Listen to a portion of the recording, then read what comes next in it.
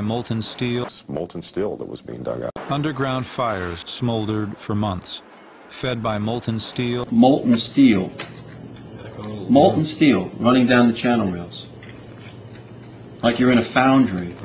Yeah, like lava. Like lava. It looks like a volcano went off, not a bomb. There's ash knee deep. It's the craziest thing you've ever seen, and the American public needs to see it. They need to see what has been done to this country. Not a bomb. It looks like a volcano went. This is like watching the collapse of an active volcano. Like lava. Like lava.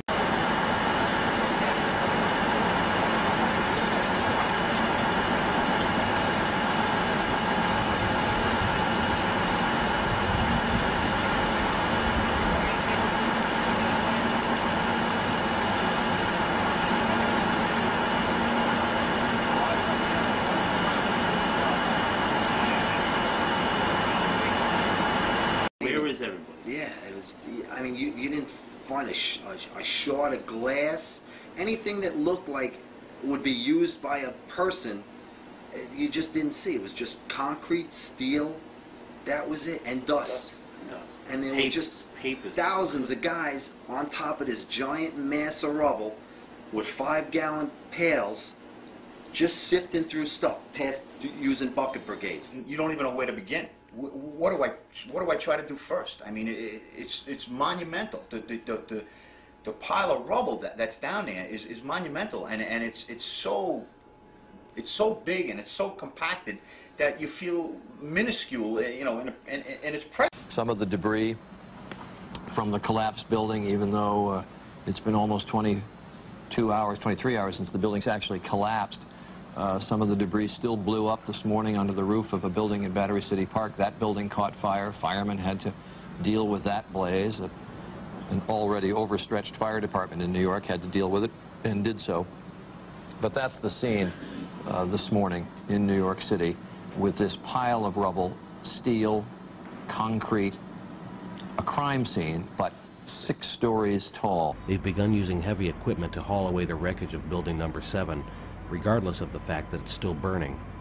At the canteen, we hear some of the truck drivers complaining that some of these girders are so hot they cause the beds of the dump trucks to crack and split open. Oh, it's still burning after months of rain.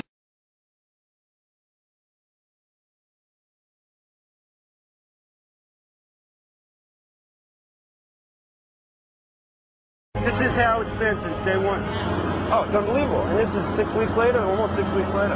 And as we get closer to the center of this, it gets hotter and hotter. It's probably 1,500 degrees. We've had some small windows into what we thought was the core at some point, and it looked like an oven. You know, it was just roaring inside. And it's just a bright reddish orange color. See that stuff he's pulling out? What was that, Chief?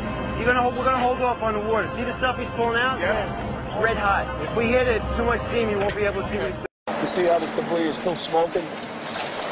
That's from the fires that are still burning. 8 weeks later, we still got fires burning. Every now and then, one of the pieces of equipment will dig in, they'll open up a small area, the oxygen will rush in, and you'll get this plume of brown, black smoke coming up. That's because that fire just got more oxygen. So, I mean, these things are burning. At one point, I think they were about 2,800 degrees. And the fire hoses up top still pouring water on wreckage that has smoldered for 12 weeks now. There was like a little river of steel, because when you were down there, you have to remember above you, the project was on fire for months. So we were down at the B1 level, and one of the firefighters said, I think you'd be interested in this, and they pulled off a big block of concrete, and there was like a little river of steel.